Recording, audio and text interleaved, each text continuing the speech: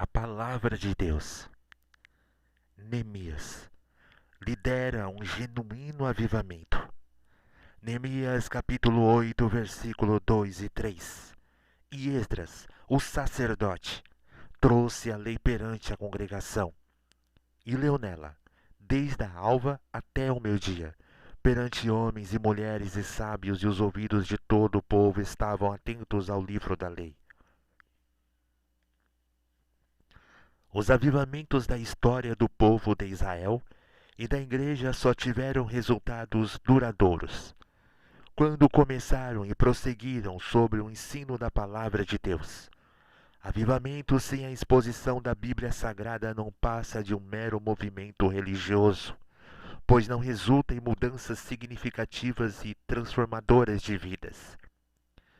Veremos que o ensino das Sagradas Escrituras foi que forjou e impulsionou o avivamento espiritual desencadeado por Neemias. O povo se ajuntou na praça para ouvir a leitura da lei.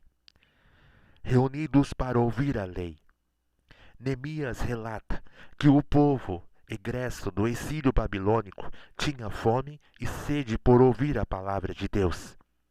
Todo o povo se ajuntou como um só homem, na praça, diante da porta das águas, e disseram a Esdras, o escriba, que trouxesse o livro da lei de Moisés, que o Senhor tinha ordenado a Israel.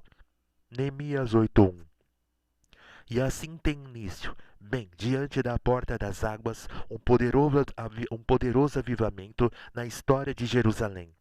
Impulsionado pelo Espírito Santo, Esdras, o escriba, abriu a lei do Senhor e pôs-se lê-la pausadamente, para que todo o povo entendesse. A leitura da palavra de Deus foi efetuada das 6 da manhã até o meio-dia. O povo estava atento à leitura da lei e leu nela, diante da praça, que está diante da porta das águas, desde a alva até o meio-dia, perante homens e mulheres e entendidos, e os ouvidos de todo o povo estavam atentos ao livro da lei. Neemias 8:3. Esdras estava de pé, sobre um púlpito de madeira, para melhor se fazer ouvir pelo povo. Ao seu lado à direita estavam os líderes e mestres que compunham o ministério local. Neemias 8:4. É importante ressaltar que a leitura do livro e a sua explicação duraram 7 dias, durante 6 horas diárias. Neemias 8:3 e 18. E apesar de toda essa carga horária, o povo ouvia atentamente a exposição da palavra de Deus. O culto de doutrina. Hoje, em algumas igrejas, as reuniões de ensino são precariamente assistidas. Sim, os cultos de doutrina são desprezados enquanto festas e shows tidos como evangélicos são bem frequentados. Isso demonstra a falta de apetite pela palavra de Deus. É um sintoma de doença espiritual de extrema gravidade. Quem ama a Deus também ama a sua palavra e nela medita de dia e de noite. Salmos 1:2, 119 e 97. O ensino bíblico. Homens preparados para o ensino. Neemias 8:7. Instrutores foram designados para ministrar o ensino da palavra de Deus em todas as cidades de Judá. Até os levitas que serviam no templo foram envolvidos nessa tarefa. Não podemos nos enganar. A exposição das Sagradas Escrituras é a base do avivamento. 2 Crônicas 34:15 e o 35 do 1 ao 19. O líder deve ser apto para o ensino.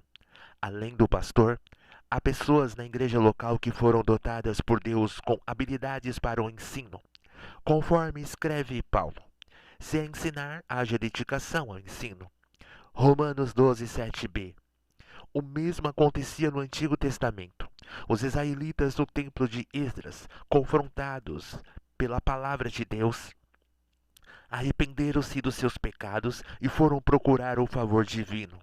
Aliás, um dos primeiros requisitos para se exercer o santo ministério é justamente a aptidão para o ensino. Em 1 Timóteo 3:2. A Bíblia é a palavra de Deus. Inspirados por teologias liberais, há crentes que não são mais que veem a Bíblia como inspirada. inerrante e infalível palavra de Deus. Nossa única regra de fé e prática.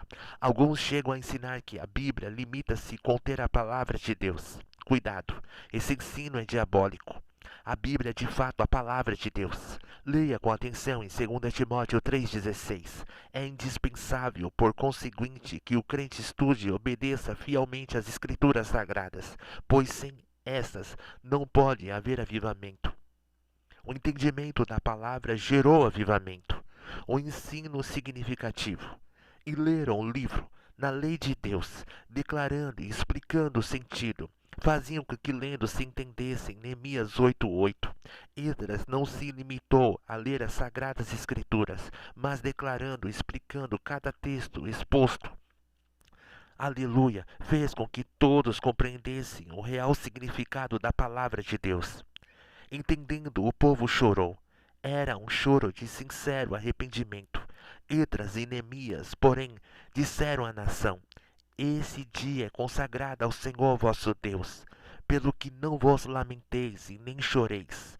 8:9. Era uma hora de celebração. O avivamento havia começado. Lembra-se, realce o ensino significativo da palavra de Deus. Siga o exemplo de Esdras. Comei as gorduras e bebei as doçuras. Neemias 8:10.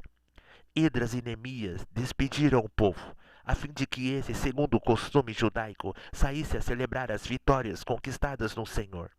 No entanto, havia muitos pobres entre os israelitas. Então, numa demonstração de amor e fraternidade, Neemias exorta os mais ricos a enviar uma generosa porção de alimento aos seus irmãos mais necessitados. A palavra de Deus ensina-nos a respeito do socorro que se deve prestar aos mais carentes. Aprendei a fazer o bem, praticai o que é reto, ajudai o oprimido, fazei justiça ao órfão, tratai das causas das viúvas, em Isaías 1:17. Não podemos ser omissos em relação ao sofrimento alheio. Tiago 4:17. A alegria do Senhor é a nossa força. Neemias 8:10. O povo judeu estava desfrutando de grande alegria. Havia um clima de festa e de comemoração. E de toda aquela felicidade era resultado do genuíno avivamento espiritual, produzido pela exposição da palavra de Deus. Era a alegria vinda de cima, do céu, da parte de Deus. Era a alegria do Senhor. Aleluia! Somente após a exposição da lei de Deus na praça de Jerusalém foi que irrompeu um dos maiores avivamentos da história sagrada. O povo alegrou-se com o templo construído sob a liderança de Esdras. A nação jubilou com a restauração dos muros sob a administração de Neemias. Mas o avivamento somente veio quando todos ouviram, compreenderam e obedeceram à palavra de Deus. O vocabulário, aptidão, disposição inata, egresso, saída, retirada, que saiu e que se afastou.